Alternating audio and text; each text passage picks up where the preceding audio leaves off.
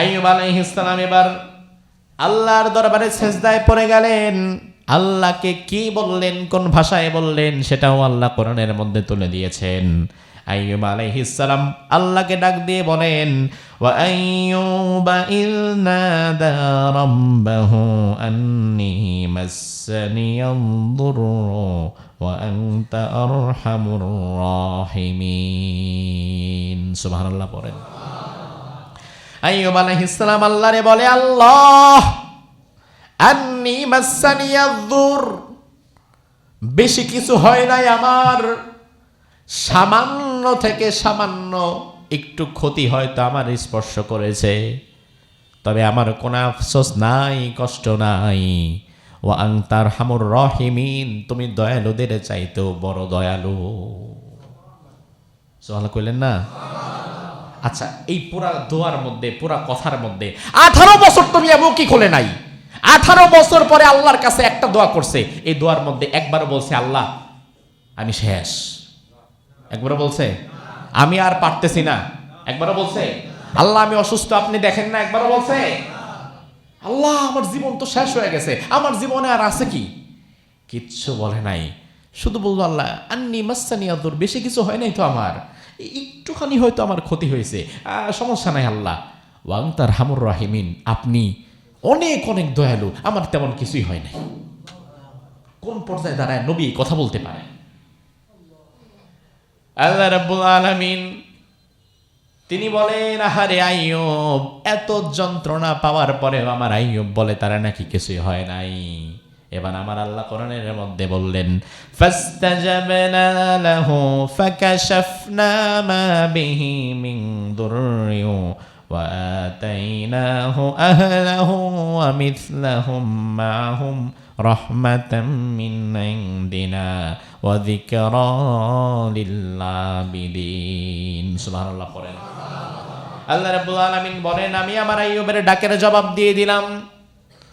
ফাকাশাফনা লাহ, আমি আমার আইয়ুব আলাইহিস সালামকে সুস্থতার জন্য প্রস্তুতি নিয়ে নিলাম। এবার আল্লাহ রাব্বুল আলামিন কিভাবে সুস্থ করেন দেখেন। রব্বুল আলামিন হঠাৎ একদিন এমন হলো, আইয়ুব আলাইহিস সালামের স্ত্রী তাকে রেখে বাহিরে একটা কাজে গেলেন, আসতে একটু বিলম্বিত হচ্ছে। আল্লাহ রাব্বুল আলামিন হঠাৎ করে আইয়ুব আলাইহিস সালামকে ডাক দিয়ে বললেন, আইয়ুব উরকুল বিরিজলিক, ও আইয়ুব তুমি শুয়ে আছো, ছোঁয়া থেকে ওঠার মতো ক্ষমতাও তোমার শরীরে নাই, অথচ তুমি আইয়ুব নাকি আমারে বলো তোমার নাকি কোনো ক্ষতি হয় নাই। ও আইয়ুব, তোমার যেই দুটো পা পোকা খেয়ে খেয়ে শেষ করে ফেলেছে, পায়ের ভেতরে হাড় ছাড়া এখন আর কিছুই নাই, এই পোকে খাওয়া দুইটা পা দিয়া জমিনের মধ্যে তুমি একটু ঘষা দাও। ইসমাইল যেমন পা দিয়া জমিনে ঘষা দিয়েছে, জমজম কূপ হয়ে গেছে, তুমি তোমার পা দিয়া জমিনের মধ্যে একটা ঘষা দাও। আইয়ুব নবী আল্লাহর কথা মতো নিজের পা দিয়ে জমিনের মধ্যে একটা ঘষা দিলেন। ঘষা দেওয়ার সাথে সাথে জমিন ফুরে আল্লাহর জান্নাতের পানি বের হতে লাগলো। এবার আল্লাহ রাব্বুল আলামিন কোরআনের মধ্যে বললেন, হাদা মুগতাসালুম বারিদু ওয়া শারাব, ও আইয়ুব এই পানি দিয়ে গোসল করো। আইয়ুব আলাইহিস সালাম এই পানি দিয়ে যখন হাতে নিলেন, মুখে নিলেন, শরীরের মধ্যে লাগালেন, পানিটা যেখানে লাগে ওই জায়গাটা 18 বছর আগের আইয়ুব নবীর মতো তৈরি হয়ে যায়। আইয়ুব আলাইহিস সালাম কোরআনে বর্ণিত 25 জন নবীর অন্যতম একজন নবী। তিনি ছিলেন রোমের বাসিন্দা। আইয়ুব আলাইহিস সালাম তিনি মূলত ইব্রাহিম আলাইহিস সালামের বংশধারা থেকে পৃথিবীতে এসেছেন। ইসহাক আলাইহিস সালাম, ইয়াকুব আলাইহিস সালাম পরবর্তী নবী ছিলেন আইয়ুব আলাইহিস সালাম। তিনার বংশধারা মিলিত হয় ইব্রাহিম আলাইহিস সালামের কাছে গিয়ে। ইব্রাহিম আলাইহিস সালাম হচ্ছে আবুল আম্বিয়া, নবীদের বাবা। দুনিয়াতে ইব্রাহিম নবীর পরে যত নবী এসেছে 99% নবী ইব্রাহিম আলাইহিস সালামের সন্তান। সুবহানাল্লাহ বলবেন না? নাকি চিন্তা করতেছেন কয়দিন পরে নির্বাচন, তখন স্লোগান দেওয়ার লেগে গলায় আওয়াজ কিছু রাখতে হবে, এই জন্য এখন আর সুবহানাল্লাহ কম না?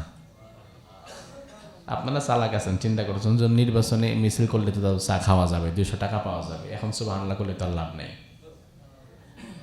এই জাতির মাঝে এমন নাফরমান আছে, সারা দিনে নেতার কথা যতবার বলে, দলের কথা যতবার বলে, ততবার আল্লাহর কথা বলে না। এমন নাফরমান নাই? অথচ কথা বলার শক্তি দিছে কি তোমার নেতা নাকি আল্লাহ? তাহলে যে আল্লাহ কথা বলার শক্তি দিল, ওই আল্লাহর জন্য কথা বলা দরকার না? তাহলে একটু জোরে বলেন তো আল্লাহু আকবার। জীবনের সর্বোচ্চ আওয়াজ দিয়ে, দলের স্লোগান না, নেতার স্লোগান না, সর্বোচ্চ আওয়াজ দিয়ে আল্লাহর স্লোগান দিবেন, আল্লাহর কথা বলবেন সর্বোচ্চ আওয়াজ দিয়ে। দল করতেই পারেন, রাজনীতি করতেই পারেন, নেতার স্লোগান দিতেই পারেন, তবে রবের চাইতে বেশি দিয়েন না। আইয়ুব আলাইহিস সালাম ইব্রাহিম আলাইহিস সালামের বংশধারা থেকে পৃথিবীতে এসেছেন। কোরআনে কারিমে আল্লাহ তাআলা সে প্রসঙ্গে বলছেন, ওয়া মিন যুররিয়াতিহি দাউদ ওয়া সুলাইমান ওয়া আইয়ুব ওয়া ইউসুফ ওয়া মূসা ওয়া হারুন। আর ইব্রাহিমের বংশধারা থেকে দুনিয়াতে এসেছিল দাউদ, সুলাইমান, আইয়ুব, ইউসুফ, মূসা, হারুন। এই সব নবীরা কোন নবীর বংশধর? ইব্রাহিম আলাইহিস সালামের বংশধর। আল্লাহ তাআলা কোরআনে কারিমে আইয়ুব আলাইহিস সালাম প্রসঙ্গে চমৎকার কথা বলেছেন। আল্লাহ তাআলা বলেন, ইন্না ওয়াজাদনাহু সাবিরা, আমি আমার আইয়ুবকে পেয়েছি চূড়ান্ত কষ্টের মধ্যেও চরম ধৈর্যশীল। ধৈর্যের ওয়াজ করা যত সহজ, ধৈর্য ধরা তত সহজ। আপনি বলবেন, হুজুর আপনি তাহলে বিশাল ধৈর্য ধরতে পারেন। আরে না ভাই, আমিও পারি না, আমিও তো পারি না। মাহফিলে যাচ্ছি, পথিমধ্যে গাড়ি সমস্যা হয়ে গেছে, ওই মুহূর্তে ধৈর্যের সব আয়াত হাদিস আমার জানা, তারপরে ওই মুহূর্তে মাথা কাজ করে না। গভীর রাত 2টার দিকে হাইওয়ে রোডে গাড়ি বন্ধ হয়ে গেছে, বা অন্য কোনো বিপদ যদি সামনে চলে আসে, মাহফিল কমিটি বলে দিচ্ছে হুজুর সাবধানে যায়েন। কেন? ওই সামনে ডাকাতি হয়, হয়েছে কাম। ঘুম হারাম, দোয়া কালাম পড়তে পড়তে মুখে ফেনা তুলে ফেলি। তো ধৈর্য তো আমরাও ধরতে পারি না। আল্লাহর দরবারে দোয়া করি, আল্লাহ এই দোয়া আমার জন্য, সবার জন্য, তুমি আমাদের সকলকে ধৈর্য ধারণের এই গুণে গুণান্বিত করে দিও।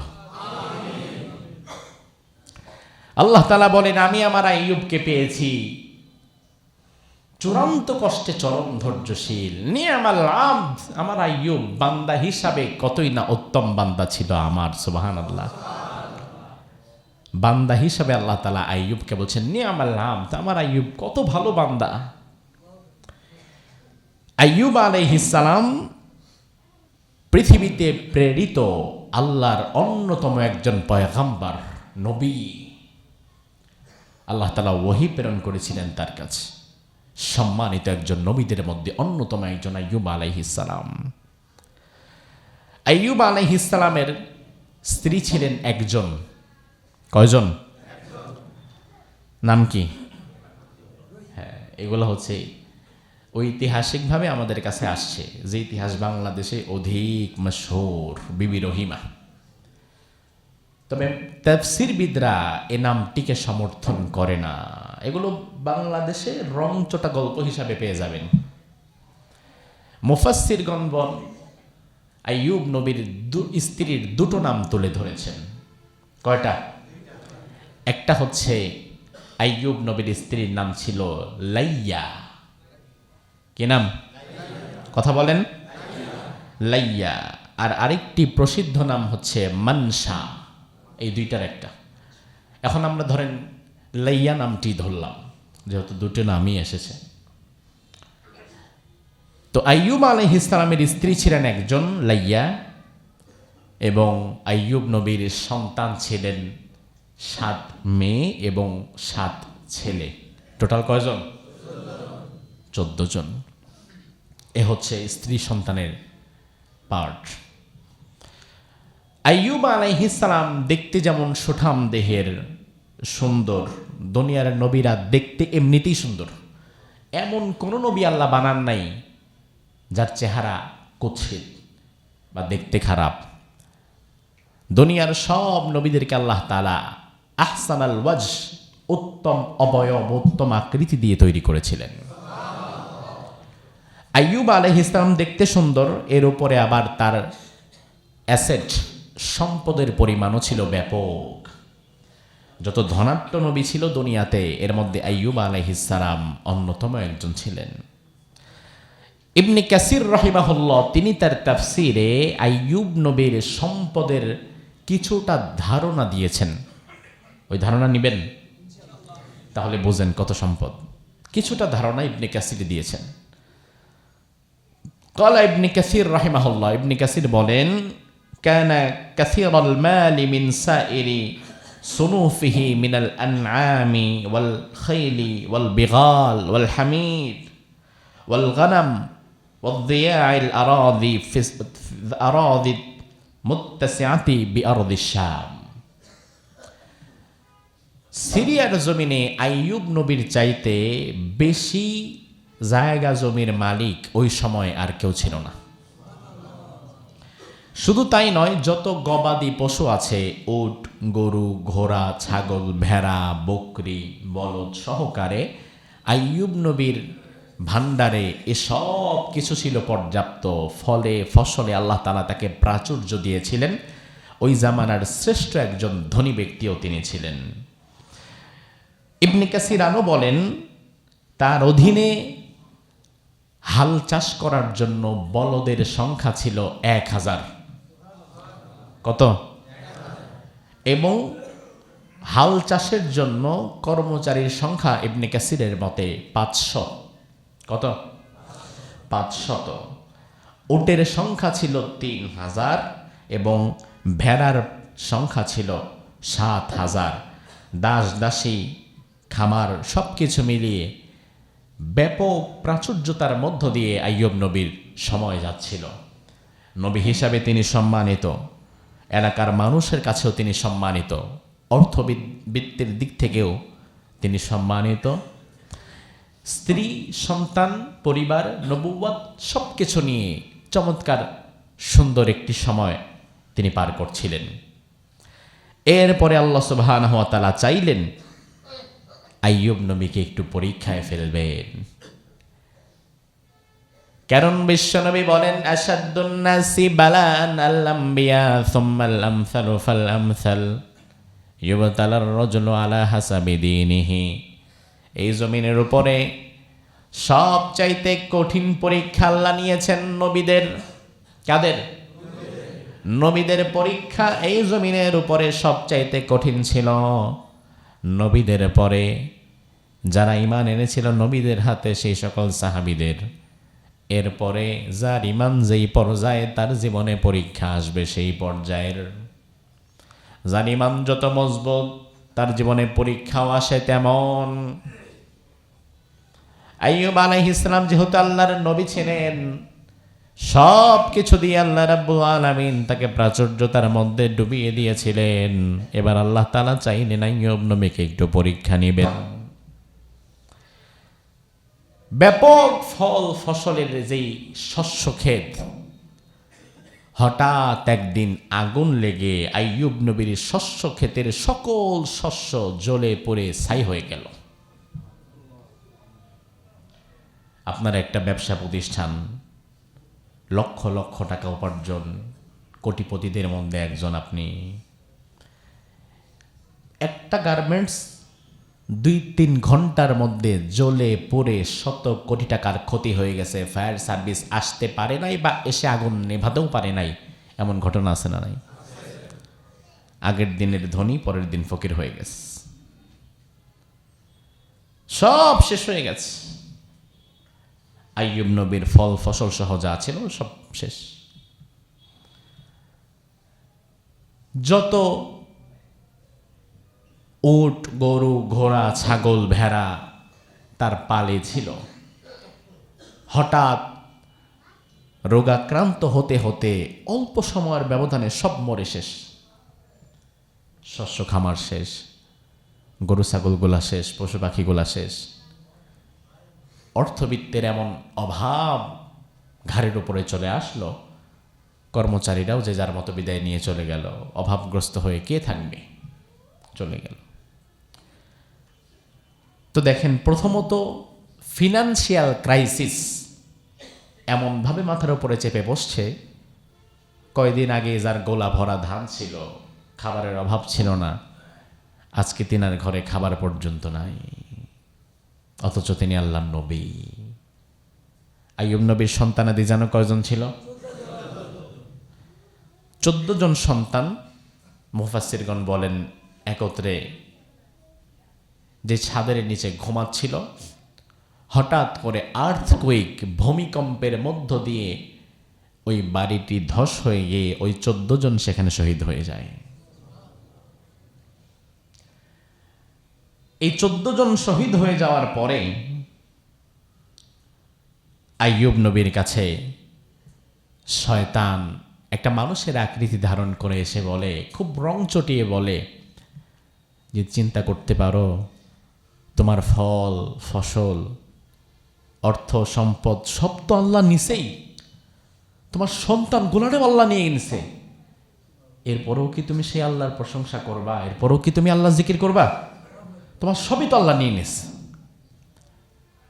দুঃখের সময় আসলে মানুষের হিতাহিত জ্ঞান কিন্তু থাকে না। চরম কষ্টের মধ্যে পড়লে মানুষ তার হিতাহিত জ্ঞান হারিয়ে ফেলে, তখন এমন কথা বলে ফেলে যে কথা আল্লাহর শানে বেমানান। এমন হয় না? 14 জন সন্তান একত্রে মরে গেছে। 2 দিন আগে যার 1000 কোটি টাকার সম্পদ ছিল, সব সম্পদ শেষ হয়ে গেছে, সে এখন পথের ফকির হয়ে গেছে। আইয়ুব নবীকে ওই সময় শয়তান খালি কুমন্ত্রণা দিচ্ছে, কোনো মতে একটু কথা দেখি হতাশাজনক কোনো কথা মুখ দিয়ে বের করে কিনা। আইয়ুব নবী কি বললেন? কত চমৎকার কথা তিনি বললেন। আইয়ুব আলাইহিস সালাম বললেন, আল্লাহুম্মা আনতা আতাইতা ওয়া আনতা আখাযতা ফালাকাল হামদ। আইয়ুব নবী বলে, আল্লাহ দিয়েছিলেন আপনি, নিয়েও নিছেন আপনি, আমার কোনো দুঃখ নাই, আমি আপনার সকল সিদ্ধান্তে সন্তুষ্ট।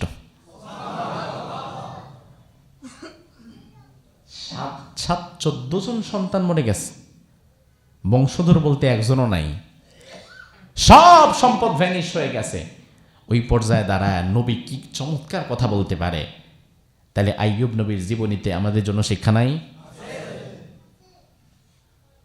এই মসজিদে এমন একজনও নাই আমার বিশ্বাস যার পরীক্ষা আইয়ুব নবীর চাইতে বেশি কঠিন। একজনও আমার সামনে এই মুহূর্তে নাই, আমি দৃঢ়ভাবে বলতে পারি, যার জীবনের পরীক্ষা আইয়ুব নবীর চাইতে বেশি কঠিন। এ পর্যন্ত থাকলেও তো হতো। আসলে সম্পদের ক্ষতি সহ্য করা যায়, কিন্তু সন্তানরা যদি একে একে সব চোখের সামনে বিদায় নেয়, ওই বাবা এই ব্যথা কি সহ্য করার মতো? আল্লাহর হাবিব হাদিসের মধ্যে বললেন, জামিআত তিরমিজির 1021 নম্বর হাদিস, বিশ্বনবী বললেন, কোন বান্দার যদি নাবালক সন্তান মারা যায় অথবা বাবার আগে যদি তার সন্তানের মৃত্যু হয়ে যায়, ফেরেশতারা যখন সন্তানের রূহ কবজ করে আল্লাহর দরবারে যায়, আল্লাহ রাব্বুল আলামিন ফেরেশতাদেরকে তখন জিজ্ঞেস করেন, কবালতুম ওয়ালাদা আবদি, আমার ওই বান্দার সন্তানটাকে তার চোখের সামনে থেকে তোমরা নিয়ে এসেছো নাকি? ফেরেশতারা বলে, ফায়াকুলুনা নাম, হ্যাঁ আল্লাহ নিয়ে এসেছি।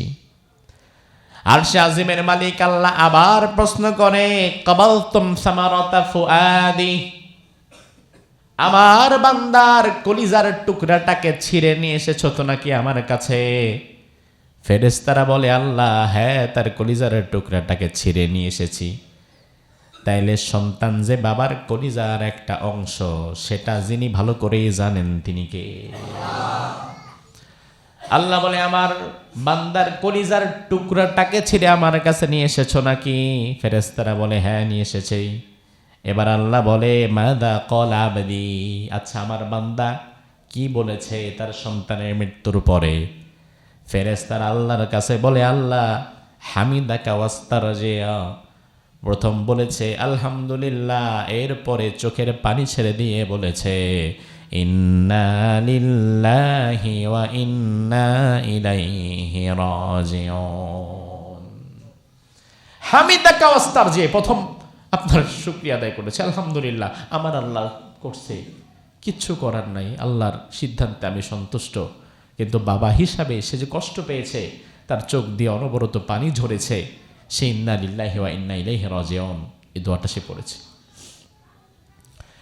এবার আল্লাহ রাব্বুল আলামিন ফেরেশতাদের বলেন, ও ফেরেশতারা, ফায়াকুলুল্লাহু বুনু লিআবদি বাইতান ফিল জান্নাহ, আমার যেই বান্দা সন্তান হারাবার পরেও ভেঙে না পড়ে আমার প্রতি কোনো অভিযোগ না রেখে আমার শুকরিয়া আদায় করে ইন্না লিল্লাহ বলতে পেরেছে, আমার ওই বান্দার জন্য জান্নাতের ভেতরে একটা আলাদা ঘর বানায়া দাও।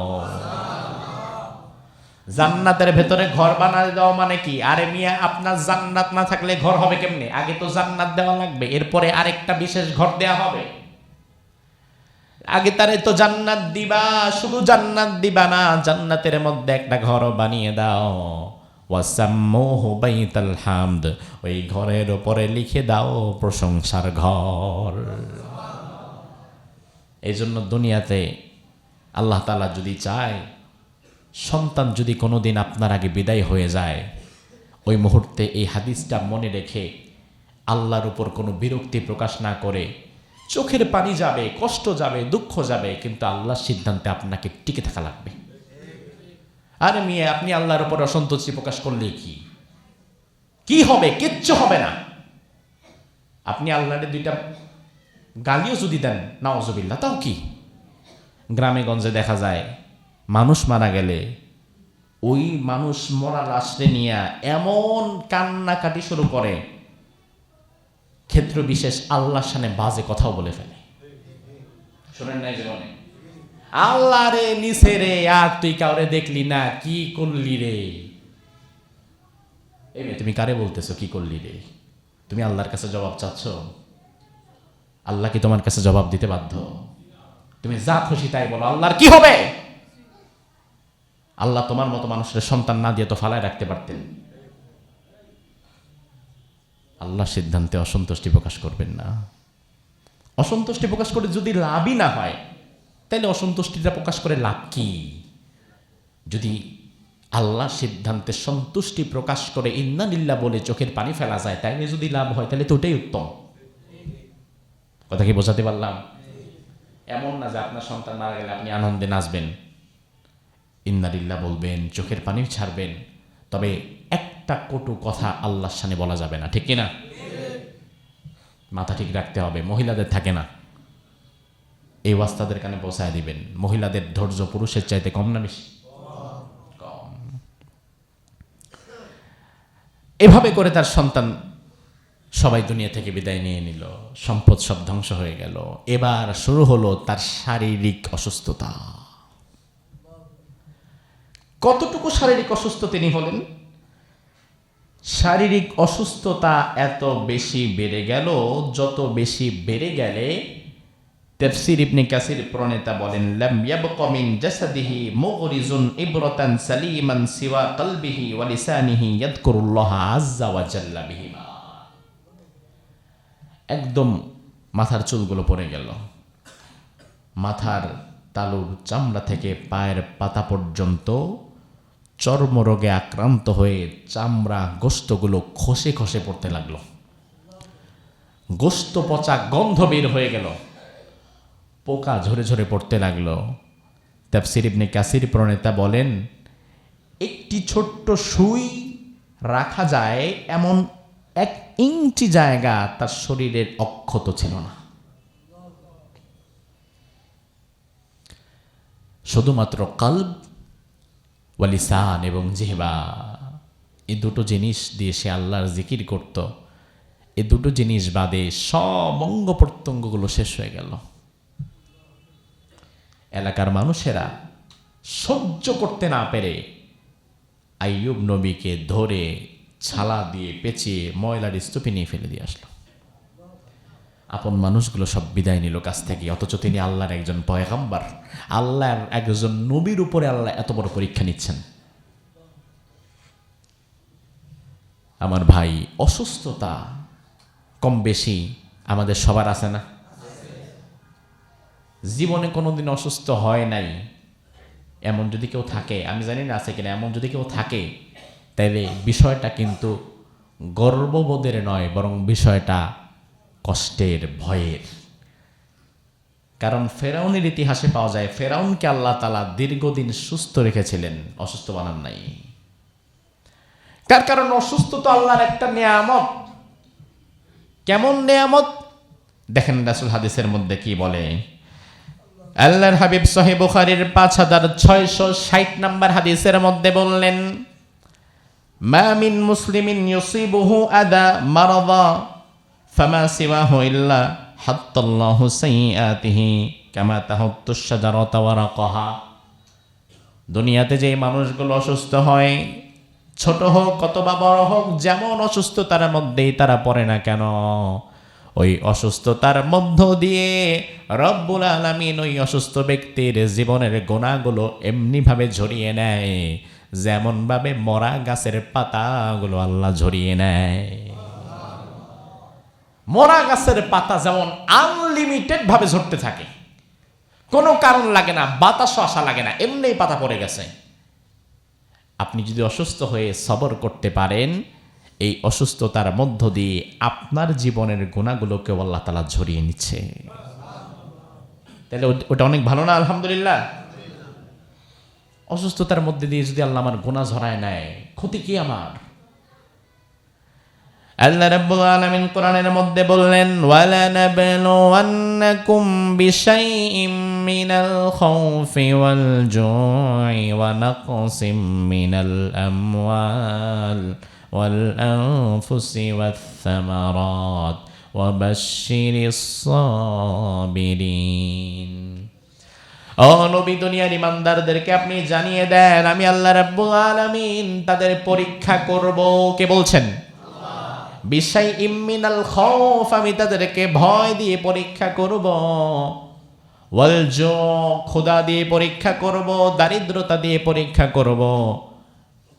হঠাৎ করে ব্যবসাটা নষ্ট হয়ে যাবে, গত মাসে যার লাখ টাকার ইনকাম, এই মাসে তার 2 টাকার ইনকাম নাই, এমন এমন কঠিন পরীক্ষাও আমি তার জীবনে দেব। ওয়া নাকসিম মিনাল আমওয়াল, সম্পদ ধ্বংস করে দেব। সম্পদ দেওয়ার মালিকও আল্লাহ, আবার নেওয়ার মালিকও আল্লাহ। আজকে আপনার 10 কোটি টাকা, 2টা বাড়ি, এগুলো নিয়ে আপনি এত লাফাচ্ছেন কেন ভাই? মায়ের পেট থেকে যখন আসছেন তখন একটা বাড়ি আপনার ছিল না, 1টা টাকাও ছিল না। ইভেন মায়ের পেট থেকে আসা লাগছে আপনাকে উলঙ্গ, 17 ঢাকার মতো 1 টুকরা কাপড়ও তো আপনার ছিল না। আল্লাহ রাব্বুল আলামিন শূন্য হাতে আপনাকে দুনিয়াতে এনেছেন, আবার শূন্যভাবে নিয়ে যাবেন। মধ্যখানে আপনি বড় জোর বাঁচবেন 50-60 বছর, এর চেয়ে বেশি না। এই অল্প সময়ের জন্য আপনাকে আল্লাহ তাআলা হঠাৎ করে 10 কোটি 20 কোটি টাকা দিয়ে দিয়েছেন। অহংকারে আপনার পার মাটিতে পড়ে না। আমার ভাই, এই 10 কোটি টাকা যদি আল্লাহ আপনাকে না দিয়ে বাস স্ট্যান্ড মসজিদের সামনে ভিক্ষার থালা নিয়ে বসাইতে চাইতেন, ওই ক্ষমতা কি আল্লাহর নাই? আপনার যেমন 2 হাত, ওই ভিক্ষা যে করে বাস স্ট্যান্ড মসজিদের সামনে, তারও তো 2টাই হাত। আপনার যেমন 2 চোখ, তারও 2 চোখ। আপনার যেমন 2 পা, তারও তো 2 পা। আপনাকে আল্লাহ এত সম্পদ দিলেন, তারা কিছুই দিলেন না। আপনাকে আল্লাহ সম্পদ দিয়ে পরীক্ষা করছেন, আর ওরে আল্লাহ সম্পদ না দিয়ে করছেন। কেউ পরীক্ষার বাইরে না, আল্লাহর পরীক্ষার বাইরে তো কেউ না। সম্পদ দিয়েও আল্লাহ কাউকে করে, সম্পদ না দিয়েও আল্লাহ কাউকে করে। ক্ষেত্র বিশেষ সম্পদ দিয়ে পরীক্ষা কঠিন, সম্পদ না দিয়ে পরীক্ষার চাইতে। সম্পদ না দিয়ে পরীক্ষা করছেন, জীবন তো কোনো একভাবে চলেই গেছে, জীবন শেষ, আল্লাহর দরবারে দাঁড়াবো, সম্পদ যত কম, হিসাব কিতাব তত কম। আর আল্লাহ আপনাকে সম্পদ দিচ্ছেন 10 কোটি, এবার আপনি আল্লাহর কাছে এ টাকা ওয়া নাকসিম মিনাল আমওয়াল, আমি সম্পদের ক্ষতি দেব, ওয়াল আনফুস, জীবনের ক্ষতি দেব। হঠাৎ করে এমন রোগ ধরা পড়বে যে রোগের মেডিসিন দুনিয়াতে এখন আবিষ্কারই হয় নাই, অথচ রোগ আপনার ভেতরে চলে আসছে। এমন রোগ ধরা পড়বে, 10 কোটি টাকা 100 কোটি টাকার মালিক হন, এমন রোগ ধরা পড়বে চিকিৎসা করাইতে করাইতে করাইতে করাইতে ভিক্ষার থালা নিয়ে দাঁড়ায় যাবেন, পয়সা খোয়ায় ফেলবেন, মাগার রোগ ভালো হবে না। নাকি এমন রোগ পৃথিবীতে নাই? এখনো যে ওই রোগ আল্লাহ আপনারে দেয় নাই মিয়া, ওই রোগ তো এখন আল্লাহ আপনারে দেয় নাই। আলহামদুলিল্লাহ বলবেন না? আইয়ুব আলাইহিস সালামের শরীরটা পচে গেল। আল্লাহর একজন নবী, শরীরটা পচে যাচ্ছে, চামড়া খসে পড়ছে, গোশতগুলা নষ্ট হয়ে গেছে, দুর্গন্ধে মানুষ কাছে যায় না। এলাকার মানুষেরা তাকে দূরে জঙ্গলের মধ্যে ময়লার স্তূপে নিয়ে ফেলে দিয়েছে, সবাই তার কাছ থেকে দূরে সরে গেছে। শুধুমাত্র তার সাথে ছিলেন তার স্ত্রী। কে ছিলেন? স্ত্রী। আইয়ুব আলাইহিস সালামের স্ত্রী প্রতিদিন মানুষের বাড়িতে বাড়িতে কাজ করতেন। বাড়িতে বাড়িতে কাজ করে যে খাবার তিনি পেতেন, সন্ধ্যার দিকে ওই খাবার নিয়ে এসে আইয়ুব নবীর শরীর থেকে পোকাগুলোকে সরিয়ে দিয়ে আইয়ুব নবীর মুখের মধ্যে খাবারগুলো তুলে দিতেন। কারণ আইয়ুব নবী নিজের শারীরিক সক্ষমতায় বসার মতো অবস্থায়ও তখন আর ছিলেন না। আইয়ুব আলাইহিস সালাম এভাবে করে তার জীবন কাটছে। একদিন স্ত্রী কষ্ট সহ্য করতে না পেরে আইয়ুব আলাইহিস সালামকে বললেন, আপনি আল্লাহর দরবারে একটু দোয়া করেন, আর কতদিন এইভাবে পোকা শরীরটা নিয়ে আপনি থাকবেন। ওই মুহূর্তে আইয়ুব আলাইহিস সালামের এই অসুস্থতা, পোকা খাওয়া, এই অসুস্থতার বয়স হয়ে দাঁড়িয়েছিল 18 বছর। একদিন 2 দিন না, 2 দিন আপনার হাতের মধ্যে চুলকানি উঠলে পরের দিন আপনি ঘুমাইতেই পারবেন না। হালকা একটু চুলকানি, অথচ আইয়ুব আলাইহিস সালাম 1 দিন 2 দিন নয়, 18টা বছর পর্যন্ত শরীরের গোশত চামড়া পচে পোকা খাচ্ছে, নিজের হাত দিয়ে পোকা সরাতেও পারছে না। এমন অবস্থায় তার সময় কেটে গেছে 18 বছর। কয় বছর? কয় বছর? স্ত্রী একদিন বললেন, আপনি একটু আল্লাহর দরবারে দোয়া করেন, আপনি তো নবী, নবীর দোয়া কবুল হয়। আপনি দোয়া করে আল্লাহরে বলেন, আল্লাহ আর কত আর কত আর কত আর কত পরীক্ষা নিবা, আমার জীবনে আছেই আর কি পরীক্ষা নেওয়ার মতো, আর কত নিবা, এবার আমারে সুস্থ করে দাও। আইয়ুব নবী চোখের পানি ছেড়ে দিয়ে স্ত্রীরে বলে, স্ত্রী, আমার আল্লাহ তাআলা আমাকে 70 বছর পর্যন্ত ভালো রাখলেন, সুস্থ রাখলেন, নেয়ামতে রাখলেন। আজকে মাত্র 18 বছরেই যদি আমি হতাশ হয়ে যাই, আগে 70 বছর অসুস্থ থাকি, তারপরেই না হয় আল্লাহর কাছে দোয়া করব। আগে 70 বছর যাক না, আমার তো মাত্র 18 বছর গেছে। আমার আল্লাহকে আমার 70 বছর ভালো রাখে নাই, আমি কোন মুখে আল্লাহরে বলি আল্লাহ আমি অসুস্থ? আমি কোন মুখে আল্লাহরে বলবো? আল্লাহু আকবার, বলেন আল্লাহু আকবার। একদিন 2 দিন অসুস্থ হলে আপনার চেহারার দিকে তাকানো যায় না। আমার কথাও তো বলি, আমি অসুস্থ হলে আমি খুব বেশি ভেঙে যাই, আমি কেন যেন নিতেই পারি না এটা। সামান্য একটু জ্বর হলে আমার নিজের কাছে মনে হয় যেন আমার মৃত্যু যন্ত্রণা শুরু হয়ে গেছে, আমি নিতে পারি না। আর আইয়ুব নবী বলে, 18 বছর তো গেল মাত্র, আরে কি আর এমন হয়েছে, 70 বছর তো ভালো ছিলাম। 18 বছর যেহেতু গেছে, 70 বছর আগে অসুস্থ থাকি, এরপরে একদিন আল্লাহর কাছে দোয়া করব। এই হচ্ছে নবী। এমনি এমনি কি নবীদেরকে অনুসরণ করতে আল্লাহ বলেছেন? এমনি এমনি কি আইয়ুব নবীর কথা আপনাকে আমি শোনাচ্ছি? এমনি এমনি কি আল্লাহ আইয়ুব নবীর কথা কোরআনে তুলে দিয়েছেন? স্ত্রী আর কোনো কথা বলতে পারে না, কি বলবে? আইয়ুব নবীর অসুস্থতার খবর ধীরে ধীরে ধীরে ধীরে সব দিকে ছড়ায় গেছে, এবং এত পরিমাণ অসুস্থ আল্লাহর আকাশের নিচে জমিনের উপরে আর কেউ নাই, খবর ছড়ায় গেছে চারিদিকে। এখন আইয়ুব নবীর স্ত্রী লাইয়া দূরের যে বাড়িগুলোতে কাজ করে তারাও এখন আর কাজ দেয় না। তারা বলে দিয়েছে তুমি কালকে থেকে আর আইসো না, তার কারণ তোমার স্বামীর যে খবর শুনলাম এই ছোঁয়াচে রোগ তো তোমার মধ্যে থাকতে পারে, এরপর তোমার শরীর থেকে তো আমাদের মধ্যে আসতে পারে। আইয়ুব নবীর স্ত্রীকে আশেপাশের গ্রামের নারীরা আর কাজও দিল না। কি করবে, স্বামীর জন্য তো খাবার জোগাড় করতে হবে। একদিন খাবার ছাড়া বাড়িতে গেছে। আইয়ুব নবী সেদিনও বলেছে আলহামদুলিল্লাহ, আল্লাহ আজকে রিজিকের ব্যবস্থা করে নাই, খেলাম না। অথচ উনি ওই মানুষ কিছুদিন আগেও হাজারো মানুষের খাবারের ব্যবস্থা তিনি করতেন, আল্লাহ তাআলা তার মাধ্যমে করাতেন। আর আজকে তার নিজের মুখে এক ফোঁটা খাবার নাই, অথচ তিনি আল্লাহর নবী।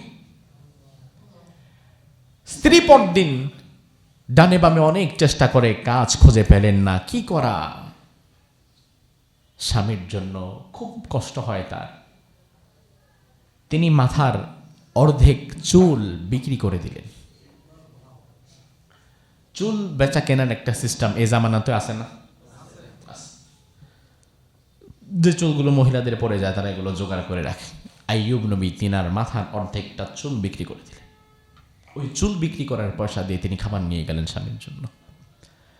আইয়ুব নবী বলল আচ্ছা তোমারও তো কাজ দেয় না, তুমি বললা তো আজকে খাবারটা কিভাবে পেয়েছো? বলে আল্লাহ ব্যবস্থা করছে, আপনি খান, অসুস্থ মানুষ খান। দ্বিতীয় দিন আর কোনো পথ না পেয়ে লাইয়া তার মাথার বাকি অর্ধেক চুলও বিক্রি করে ফেললেন। পুরা মাথায় কোনো চুল নাই, মাথাটা পেঁচিয়ে রাখে, স্বামীকে দেখায় না।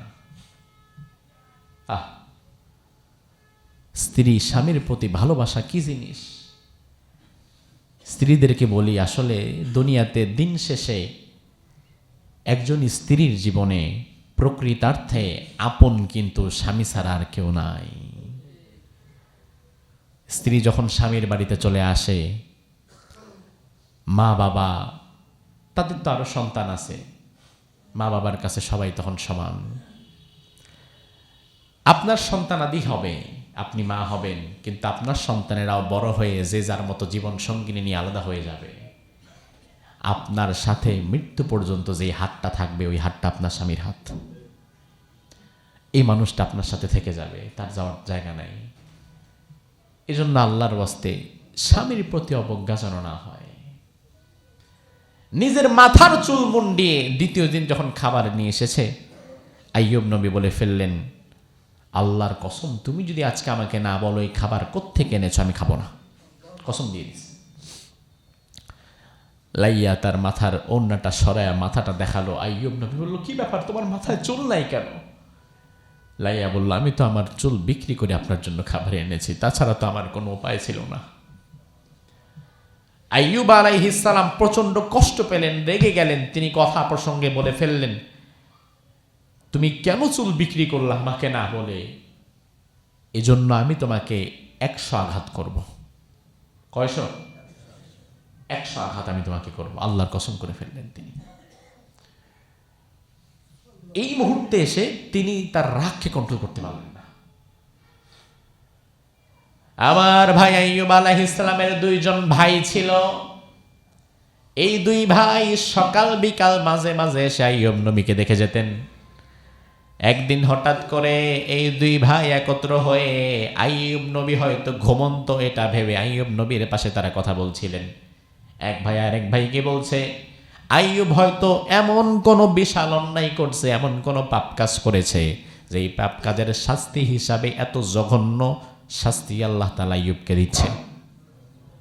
আইয়ুব নবীর আপন 2 ভাই এই কথাগুলো বলছেন। আইয়ুব আলাইহিস সালাম ওই দিন আর সহ্য করতে পারলেন না। আইয়ুব আলাইহিস সালাম সিজদায় পড়ে গেলেন। আইয়ুব আলাইহিস সালাম এই প্রথমবারের মতো আল্লাহর দরবারে নিজের মুখটা খুললেন। এর আগ পর্যন্ত কোনো কথাই আইয়ুব নবী 18 বছরে বলে নাই। তার মানে হচ্ছে আপনার বাহিরের মানুষ হাজারো কষ্ট দিলেও ওই কষ্টগুলো সহ্য করে জীবন চালা যায়, কিন্তু আপন মানুষগুলো যদি কষ্ট দেওয়া শুরু করে ওই কষ্টগুলো সহ্য করে আর আগানো যায় না। কথা কি ঠিক কিনা? আইয়ুব আলাইহিস সালাম এবার আল্লাহর দরবারে সেজদায় পড়ে গেলেন। আল্লাহকে কি বললেন, কোন ভাষায় বললেন, সেটাও আল্লাহ কোরআনের মধ্যে তুলে দিয়েছেন।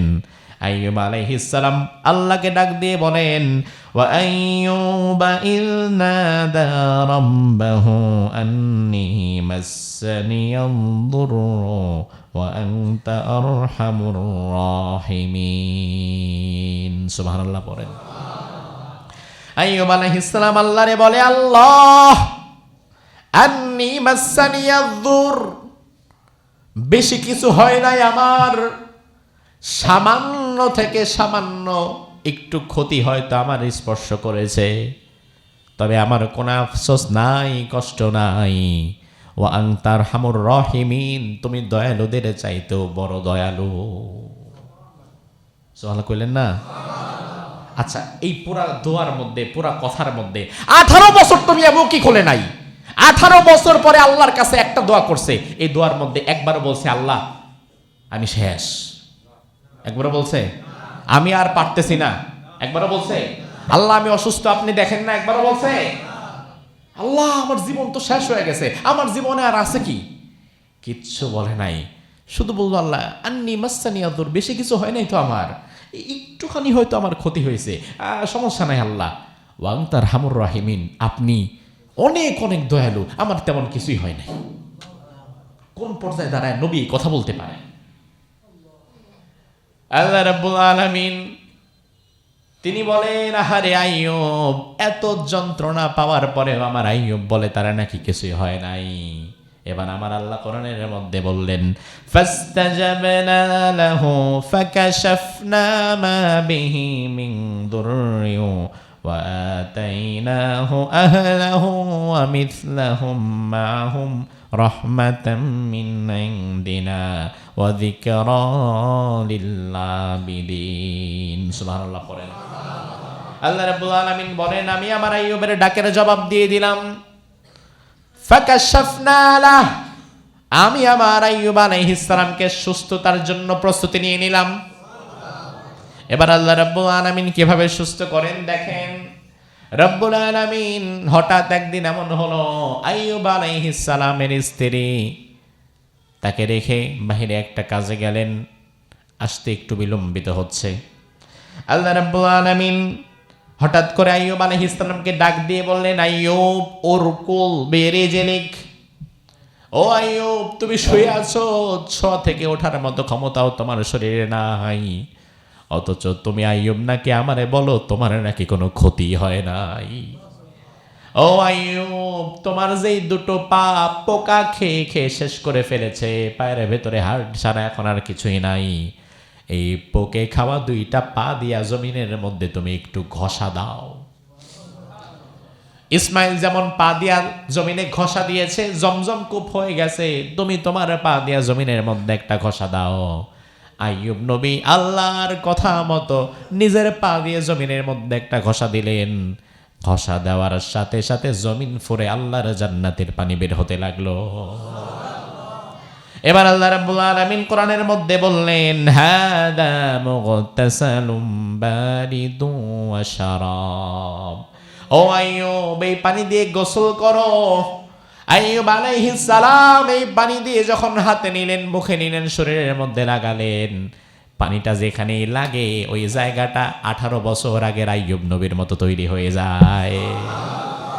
এবার আল্লাহ বলে, আইয়ুব হাদা মুগতাসালুম বারিদুন ওয়া শারাব, শুধু গোসল করলেই হবে না, এই পানি এবার তুমি খেয়েও ফেলো। এবার আইয়ুব আলাইহিস সালাম এই পানিটা মুখের মধ্যে নিলেন, খেয়ে ফেললেন।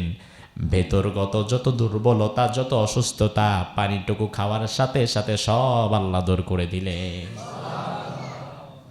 স্ত্রী লাইয়া বিকেলবেলা এসেছে, আইয়ুব আলাইহিস সালামকে দেখে আর চিনতে চেনার কথা, আগের মতো বড় বড় চুল, দাড়ি, গোঁফ, শরীরের সুন্দর চামড়া, পরিচ্ছন্ন চেহারা। স্ত্রী ততদিনে স্ত্রী নিজেও বুড়ো বুড়ি হয়ে গেছে। আইয়ুব আলাইহিস সালামকে দেখে স্ত্রী এবার বলছে, আচ্ছা পথিক, এইখানে আপনি কেন? এই জায়গায় তো আল্লাহর একজন পয়গাম্বার যার শরীরটা পোকা খেয়ে শেষ করেছিল, তিনি আমার স্বামী, এই জায়গায় তো তা থাকার কথা, আপনি কি তাকে দেখেছেন? আইয়ুব নবী বলে, তুমি আমারে চিনতে পারো নাই, আমি তোমার স্বামী আইয়ুব। স্ত্রীকটা কেমনে সম্ভব? আপনি তো দাঁড়াইতেও পারেন না, এটা সম্ভব হলো কিভাবে? আইয়ুব আলাইহিস সালাম বললেন, আমার আল্লাহ সুবহানাহু ওয়া তাআলা আমার রোগ, কষ্ট, দুঃখ, দুর্দশা সব দূর করে দিয়েছে। শুধু তাই না, কোরআনে আল্লাহ বলছেন ওয়া আহলাহু ওয়া মিসলাহুম মাহুম রাহমাতাম মিন ইনদিনা, শুধু শারীরিক সুস্থতাই দেই নাই, আল্লাহ রাব্বুল আলামিন তার স্ত্রীকে 18 বছর আগের যে হায়াত ছিল ওই যুবতী নারী বানিয়ে দিলেন। আল্লাহ তাআলা তার সন্তানদেরকে আবার ফিরিয়ে দিলেন। যত সম্পদ নষ্ট হয়েছিল এর চেয়ে বিপুল সম্পদ আবার আল্লাহ তাআলা তাকে ফিরিয়ে দিলেন। মুফাসসিরগণ বলেন, আইয়ুব আলাইহিস সালাম গোসলখানা থেকে উঠে দেখে স্বর্ণের ফড়িং সামনে দিয়ে দৌড়াচ্ছে। তিনি সবগুলো জোগাড় করে করে করে করে তার জামার ভেতরে ঢোকাচ্ছিলেন। আল্লাহ বললেন, আইয়ুব এত তাড়াহুড়া করার দরকার নাই, এই যা আছে সব সম্পদ এখন আমি আল্লাহ তাআলা তোমার জন্য দিচ্ছি। তাহলে আপনি যদি আইয়ুব নবীর মতো কষ্টে পড়ে, বিপদে পড়ে, মুসিবতে পড়ে ধৈর্য ধারণ করে আল্লাহকে ডাকার মতো ডাকতে পারেন, আইয়ুব নবীকে সহযোগিতা করার জন্য যে আল্লাহ ছিলেন ওই আল্লাহকে আজকে আমাদের জন্য নাই? পরিপূর্ণ বিশ্বাস রেখে হক হালালের পথে এগিয়ে যেতে হবে, ভেঙে পড়লে চলবে না। আল্লাহ সুবহানাহু ওয়া তাআলা মুজাহিদ রাহিমাহুল্লাহ থেকে একটি বর্ণনা এসেছে, কিয়ামতের ময়দানে ধনীদের বিরুদ্ধে আল্লাহ তাআলা সুলাইমান আলাইহিস সালামকে দাঁড় করাবেন। কোন নবীকে? ধনীরা ধন সম্পদ পেলে আল্লাহকে ভুলে যায়। আল্লাহকে কারা সবচেয়ে মানে জানেন? আল্লাহকে সবচেয়ে বেশি ডাকে কারা? একেবারে যারা গরিব নিম্নবিত্ত এরাও না, আবার একেবারে যারা চরম উচ্চবিত্ত এরাও না। আল্লাহকে ডাকে আমাদের মতো মধ্যবিত্তরা। অতিমাত্রার সম্পদশালী পার্সেন্টেজ করেন, 100%-এর মধ্যে হয়তো 0.1% পাবেন যারা ইমানদার, তাকওয়াবান, আল্লাহকে ভয় করে জীবন চলায়, আর বাকি 99.9% হচ্ছে চোর আর বাটপার। কথা কি ঠিক কিনা? ঋণ খেলাপি, ব্যাংকের হাজার হাজার কোটি টাকা নিয়ে বৈশা আছে, খায়া ফেলছে, এই ঋণ পরিশোধ করে না, আবার নির্বাচনে দাঁড়ায়, সে জনগণের কল্যাণ করবে, জনগণের জন্য কাজ করবে। আরে বেটা, তুই তো নিজে ঋণের টাকা মাইরা হাজার কোটি টাকা ঋণ খেলাপি, এই ঋণ খেলাপি কোনোদিন জনগণের জন্য কাজ করতে পারবে বলে আপনার মনে হয়? বরং সে ক্ষমতায় আসলে আগে তো ব্যাংক থেকে ঋণ নিয়ে খাইছে, এখন পুরো ব্যাংকটারে খাবে, পুরো ব্যাংক খায়া দেউলিয়া বানায় ফেলবে। সাধারণ মানুষ 2-4-5 লাখ টাকা কর্জে হাসানা পায় না, আর এরা হাজার হাজার কোটি টাকা খায় ফেলায়। তো এই জন্য সর্বোচ্চ বিত্তশালী যারা, এরা স্বাভাবিকত আল্লাহমুখী হয় না। অর্থবিত্ত, গররতুমুল হায়াতুদ দুনিয়া, তাদেরকে ধোকায় ফেলে দেয়। এই কথাগুলো আমি যে গত কয়েকদিন আগে এনটিভিতে আমার আলোচনার বিষয় দিছিল, এইটা আমি এই কথা বললাম। বলার পরে আবার এডিটরকে জিজ্ঞেস করলাম যে ভাই, কথা তো যা বলার বলছি, এগুলো আবার কাইটা সেটা রাখবেন না ফেলায় দিবেন?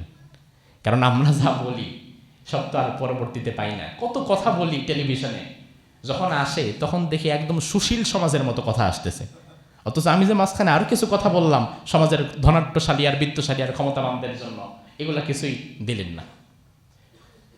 তো একদম চূড়ান্ত ধনী যারা, এরাও আল্লাহমুখী হয় না অধিকাংশ, আবার একদম গরিব যারা, এরাও আল্লাহমুখী হয় না। আপনি দেখবেন ভিক্ষা করবে মসজিদের সামনে বসে, আপনি জুমার নামাজ পড়ে বেরোন, ভিক্ষুকদের লাইন লেগে যাবে, এর অধিকাংশ মানুষ নামাজও পড়ে না। কথা কি ঠিক কিনা? বাহিরে যারা আছেন মেহেরবানি করে এই কথাটা শোনেন। আপনি ভিক্ষা করেন না করেন সেটা আপনার বিষয়, অন্তত পক্ষে মসজিদের সামনে বসে যেহেতু হাতটা পাততেছেন জুমার দিন, ঝগড়া না করে, চুলাচুলি না করে নামাজটা পড়েন। নামাজ পড়ে চান, আল্লাহর দরবারে আগে চান, বান্দার কাছে পরে চান, কারণ বান্দার মনটাও কিন্তু আল্লাহর হাতে। আল্লাহর কাছে আগে চান। ধনীদেরকে আল্লাহ দাঁড় করে বলবে, কিরে এতটুকু সম্পদ পাই আমারে ভুলে গেলি, অথচ সুলাইমান তো আমারে ভুলে নাই, সুলাইমানকে গোটা বিশ্ব দিয়েছিলাম আমি, গোটা বিশ্ব দিয়েছিলাম, সুলাইমান আমাকে ভুলে নাই। দাস দাসী চাকর বাকরদের সামনে আল্লাহ ইউসুফ নবীকে দাঁড় করিয়ে বলবেন, কিরে দুনিয়াতে দাস দাসী হয়ে, চাকর বাকর হয়ে, এতেই আমারে ভুলে গেলি।